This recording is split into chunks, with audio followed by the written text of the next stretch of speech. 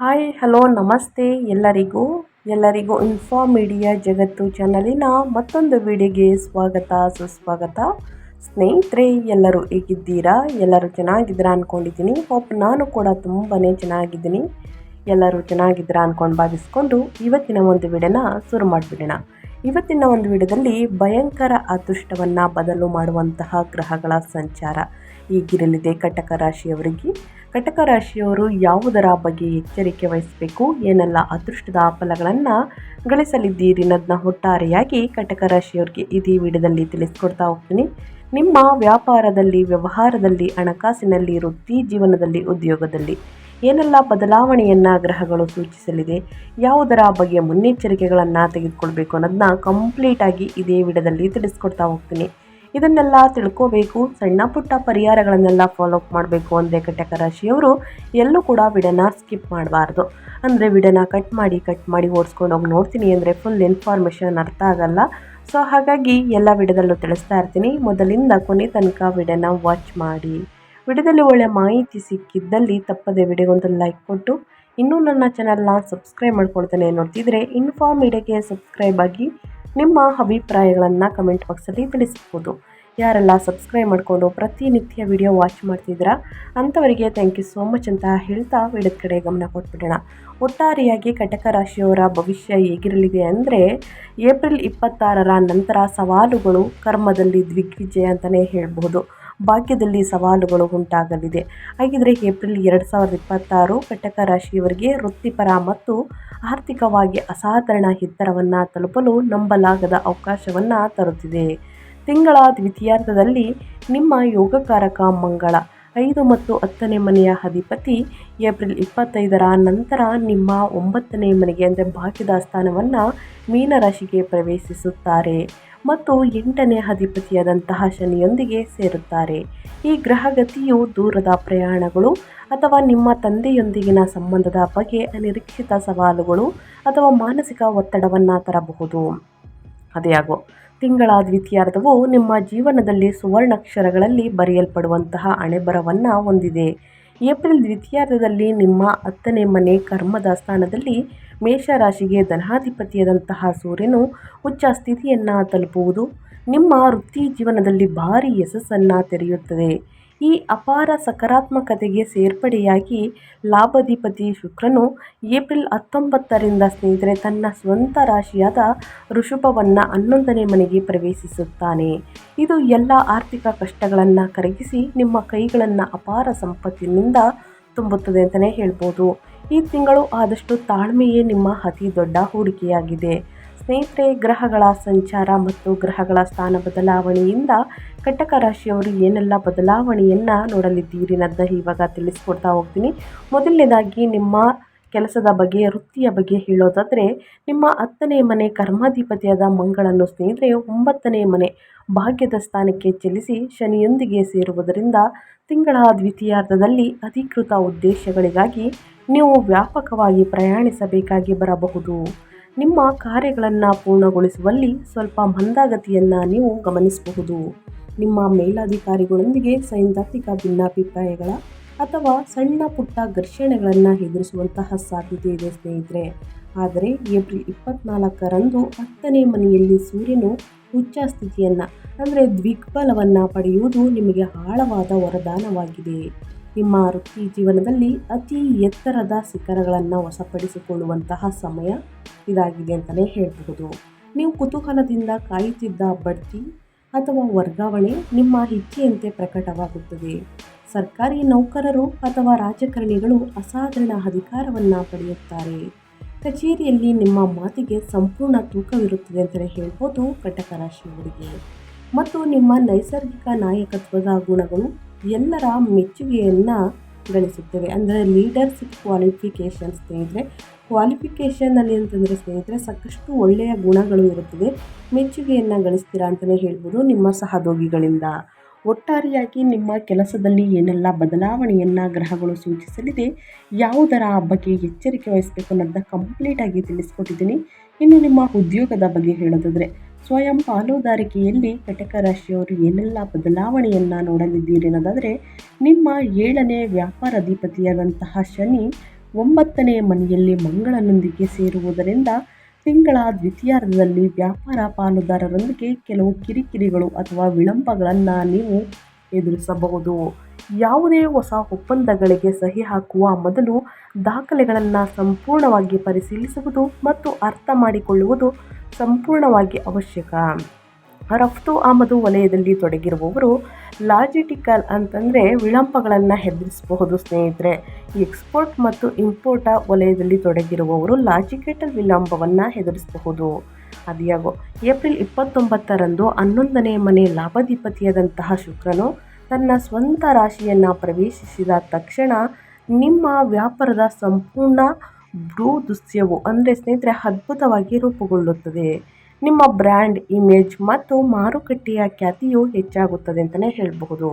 ಐಷಾರಾಮಿ ವಸ್ತುಗಳು, real estate, ಕಲೆ ಅಥವಾ ಆಟೋಮೊಬೈಲ್ ವ್ಯವಹಾರಗಳಿಗೆ ಈ ದ್ವಿತೀಯಾರ್ಧವು ಅನಿರೀಕ್ಷಿತ ಮತ್ತು ಬೃಹತ್ ಲಾಭವನ್ನು ನೀಡುತ್ತದೆ. ಗ್ರಾಹಕರೊಂದಿಗೆ ನಿಮ್ಮ ಸಂಬಂಧಗಳು ಮತ್ತು ನೆಟ್ವರ್ಕಿಂಗ್ ಸುಂದರವಾಗಿ ಬಲಗೊಳ್ಳುತ್ತವೆ ಅಂತಲೇ ಹೇಳಬಹುದು. ಇನ್ನು ಮುಂದಿನದಾಗಿ ಹೇಳೋದಾದರೆ ಹಣಕಾಸಿನ ಬಗ್ಗೆ ಏನೆಲ್ಲ ಬದಲಾವಣೆಯನ್ನು ಗ್ರಹಗಳು ಸೂಚಿಸಲಿದೆ ಅಂದರೆ, ಆರ್ಥಿಕವಾಗಿ ಈ ತಿಂಗಳ ದ್ವಿತೀಯಾರ್ಧವು ಅದ್ಭುತವಾದ ಫಲಿತಾಂಶಗಳನ್ನು ನೀಡುತ್ತದೆ. ನಿಮ್ಮ 2ನೇ ಧನಾಧಿಪತಿಯಾದ ಸೂರ್ಯ 10ನೇ ಮನೆಯಲ್ಲಿ ಅಂದರೆ ವೃತ್ತಿಯ ಮನೆಯಲ್ಲಿ ಚೆನ್ನಾಗಿರುವುದು ಅರ್ಥ ನಿಮ್ಮ ವೃತ್ತಿಪರ ಶ್ರೇಷ್ಠತೆ ಮತ್ತು ಕಠಿಣ ಪರಿಶ್ರಮದ ಮೂಲಕ ನೀವು ಅಪಾರ ಸಂಪತ್ತನ್ನು ಗಳಿಸಬಹುದು. ಇದಲ್ಲದೆ ಏಪ್ರಿಲ್ 29ರಂದು 4ನೇ ಮತ್ತು 11ನೇ ಅಧಿಪತಿಯಾದ ಶುಕ್ರನು ತನ್ನ ಸ್ವಂತ 12ನೇ ಮನೆಯಲ್ಲಿ ನಂಬಲಾಗದಷ್ಟು ಪ್ರಬಲನಾಗುವುದು ಆಸ್ತಿಗಳು ಅಥವಾ ವಾಹನಗಳ ಮಾರಾಟದ ಮೂಲಕ ಉತ್ತಮ ಲಾಭವನ್ನು ತರುತ್ತದೆ. ನಿಮ್ಮ ಕನಸಿನ ಮನೆ ಅಥವಾ ಕಾರನ್ನು ಖರೀದಿಸಲು ಇದು ಪರಿಪೂರ್ಣ ಸಮಯ. 8ನೇ ಮನೆಯಲ್ಲಿ ರಾಹು ಕುಳಿತಿದ್ದರೂ ಸಹ ಶುಕ್ರನ ಸಂಪೂರ್ಣ ಬಲವು ಹಳೆಯ ಸಾಲಗಳನ್ನು ವಸೂಲಿ ಮಾಡುವುದನ್ನು ಖಚಿತಪಡಿಸುತ್ತದೆ. ನಿಮ್ಮ ಎಲ್ಲ ಆರ್ಥಿಕ ಅಡೆತಡೆಗಳನ್ನು ಪರಿಣಾಮಕಾರಿಯಾಗಿ ನಿವಾರಿಸುತ್ತದೆ ಅಂತಲೇ ಹೇಳ್ಬೋದು ಸ್ನೇಹಿತರೆ. ಒಟ್ಟಾರೆಯಾಗಿ ನಿಮ್ಮ ವ್ಯಾಪಾರ ವ್ಯವಹಾರದಲ್ಲಿ ಏನೆಲ್ಲ ಬದಲಾವಣೆಯನ್ನು ಕಟಕ ರಾಶಿಯವರು ನೋಡಲಿದ್ದೀರಿ ಅನ್ನೋದನ್ನ ಕಂಪ್ಲೀಟಾಗಿ ತಿಳಿಸ್ಕೊಟ್ಟಿದ್ದೀನಿ. ಇನ್ನು ಮುಂದಿನದಾಗಿ ನಿಮ್ಮ ಆರೋಗ್ಯ ಮತ್ತು ಯೋಗಕ್ಷೇಮ ಹೆಲ್ತ್ ಬಗ್ಗೆ ಹೇಳೋದಾದರೆ, ರಾಹು ನಿಮ್ಮ 8ನೇ ಮನೆಯಲ್ಲಿ ಕುಂಭ ರಾಶಿಯಲ್ಲಿ ಸಂಚರಿಸುತ್ತಿರುವುದು ಮತ್ತು ಗುರುವು ನಿಮ್ಮ 12ನೇ ಮನೆಯಲ್ಲಿ ಮಿಥುನದಲ್ಲಿ ನೆಲೆಸಿರುವುದರಿಂದ ನಿಮ್ಮ ಆರೋಗ್ಯದ ಕಡೆಗೆ ನಿರ್ಲಕ್ಷ್ಯ ಮಾಡುವುದು ಕಟ್ಟುನಿಟ್ಟಾಗಿ ನಿಷೇಧಿಸಲಾಗಿದೆ ಅಂತಲೇ ಹೇಳಬಹುದು. ಹಠಾತ್ ವಿವರಿಸಲಾಗದಂತಹ ಜ್ವರಗಳು ಅಥವಾ ಸಣ್ಣ ಪುಟ್ಟ ಸೋಂಕುಗಳು ನಿಮ್ಮನ್ನು ಅತಿಯಾಗಿ ಕಾಡಬಹುದು. ಏಪ್ರಿಲ್ ದ್ವಿತೀಯಾರ್ಧದಲ್ಲಿ ನಿಮ್ಮ 9ನೇ ಮನೆಯಲ್ಲಿನ ಶನಿ ಮಂಗಳ ಸಂಯೋಗವು ನಿಮ್ಮ ತೊಡೆಗಳು, ಕೈಕಾಲುಗಳ ನೋವು, ಸೊಂಟ ಅಥವಾ ಮೊಣಕಾಲುಗಳಲ್ಲಿ ನೋವನ್ನು ಉಂಟು ಮಾಡಬಹುದು. ದೂರದ ಪ್ರಯಾಣವು ವಿಪರೀತ ದೈಹಿಕ ಆಯಾಸಕ್ಕೆ ಕಾರಣವಾಗಬಹುದು. ಏಪ್ರಿಲ್ ದ್ವಿತೀಯಾರ್ಧದಲ್ಲಿ ಸೂರ್ಯನು ಬಲವಾದ ಶಕ್ತಿಯನ್ನು ಪಡೆದ ನಂತರ ನಿಮ್ಮ ರೋಗ ನಿರೋಧಕ ಶಕ್ತಿ ಭಾರಿ ಉತ್ತೇಜನವನ್ನು ಪಡೆಯುತ್ತದೆ. ಅದ್ಯಾಗೋ ಸೂರ್ಯನ ಉಷ್ಣ ಸ್ವಭಾವವು ಅಂದರೆ ಪಿತ್ತ ತಾತ್ಕಾಲಿಕ ತಲೆನೋವು ಅಥವಾ ಕಣ್ಣುಗಳಲ್ಲಿ ಉರಿಯುವಂಥ ಸಂವೇದನೆಯನ್ನು ಉಂಟು ಮಾಡಬಹುದು. ಸಾಕಷ್ಟು ನೀರನ್ನು ಕುಡಿಯುವುದನ್ನು ಕಟ್ಟುನಿಟ್ಟಾದ ಅಭ್ಯಾಸವನ್ನಾಗಿಸಿಕೊಳ್ಳಿ ಸ್ನೇಹಿತರೆ. ಚೆನ್ನಾಗಿ ನೀರನ್ನು ಕುಡಿಯುವುದರಿಂದ ಉಷ್ಣಾಂಶ ಕಡಿಮೆಯಾಗಲಿದೆ. ಹಸಿರು ತರಕಾರಿ, ಎಳನೀರು, ಮಜ್ಜಿಗೆಯನ್ನು ಚೆನ್ನಾಗಿ ಸೇವಿಸಿ ಸ್ನೇಹಿತರೆ.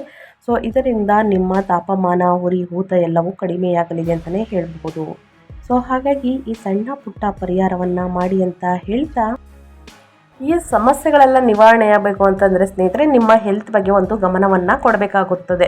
ಇದರ ಜೊತೆಗೆ ಕುಟುಂಬ ಮತ್ತು ವೈಯಕ್ತಿಕ ಸಂಬಂಧಗಳ ಬಗ್ಗೆ ಹೇಳೋದಾದರೆ, ಕೌಟುಂಬಿಕ ಜೀವನವು ಮಿಶ್ರ ಫಲಿತಾಂಶಗಳನ್ನು ನೀಡುತ್ತದೆ.